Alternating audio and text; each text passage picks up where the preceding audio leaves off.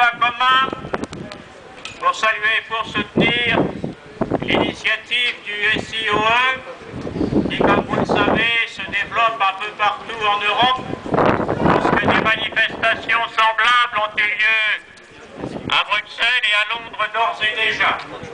Si, ça y est. Nous sommes ici pour exprimer notre volonté de refuser l'islamisation de la France et de l'Europe. Nous sommes ici pour montrer notre volonté de refuser ce processus délétère qui sape les fondements même de notre société et qui met en cause notre identité dans ce qu'elle a de plus essentiel.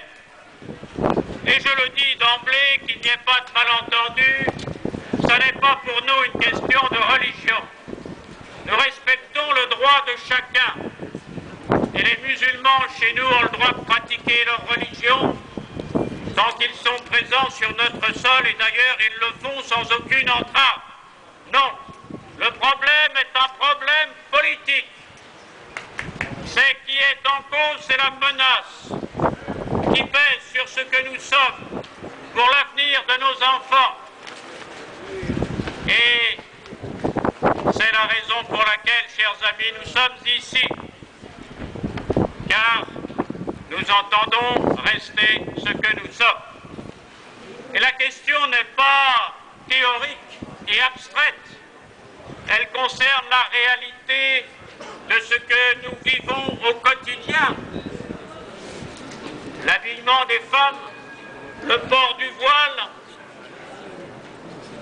le menu dans les cantines, à l'école ou dans les entreprises, ce qui se passe dans les piscines, ce qui se passe dans les entreprises, ce qui se passe à l'hôpital, les programmes scolaires, les programmes d'histoire dans les lycées. Cela concerne des évolutions néfastes, étrangères à notre culture qui se développe aujourd'hui sur notre sol, la polygamie, les mariages forcés, les femmes battues, les femmes privées de leurs droits, bafouées.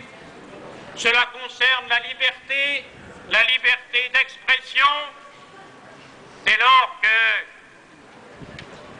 l'islam est critiqué dans un journal, dans un média ou dans un spectacle. Et face à tout cela, que font nos dirigeants? Que fait la classe politique? Face à tout cela, la classe politique ne réagit pas. Ils se soumettent, ils acceptent, ils tolèrent.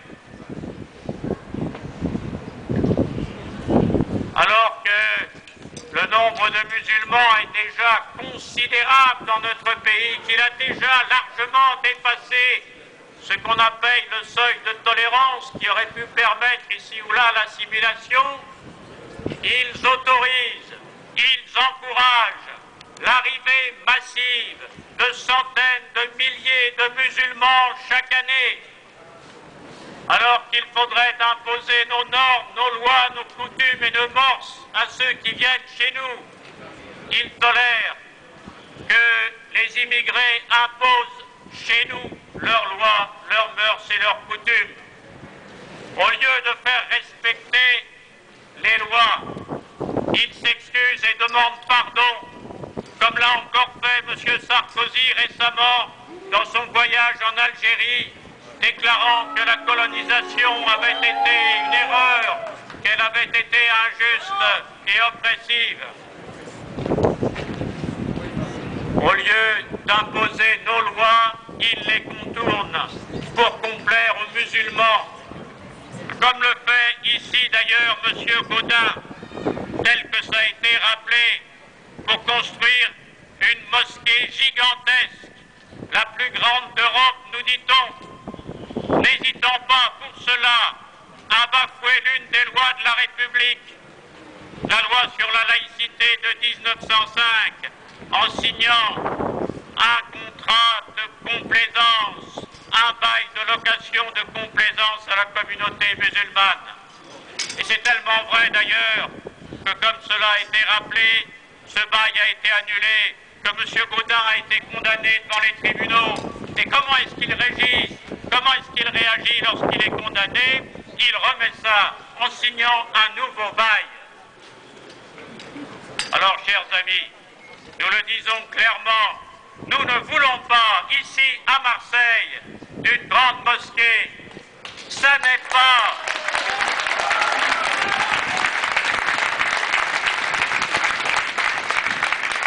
Contrairement à ce qu'on nous dit, cette mosquée n'est pas nécessaire pour permettre aux musulmans de pratiquer leur religion ici dans notre ville.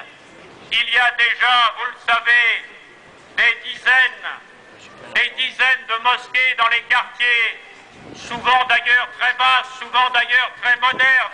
Non, ce dont il est question, c'est d'une mosquée, une sorte de cathédrale islamique qui ferait le pendant à Notre-Dame de la Garde pour imposer chez nous, de façon symbolique, la présence de l'islam sur notre terre, sur notre sol.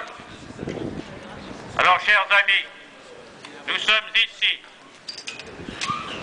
pour affirmer ce que nos dirigeants, qui sont pourtant censés défendre notre peuple et notre nation, sont incapables de faire et de dire.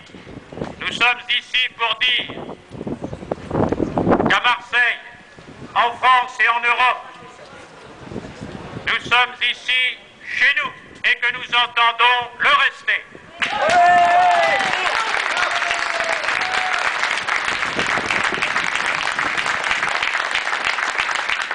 Et puisque nous sommes à proximité de la représentation de l'Union européenne à Marseille, je voudrais également souligner combien nous sommes opposés à l'entrée de la Turquie dans l'Europe.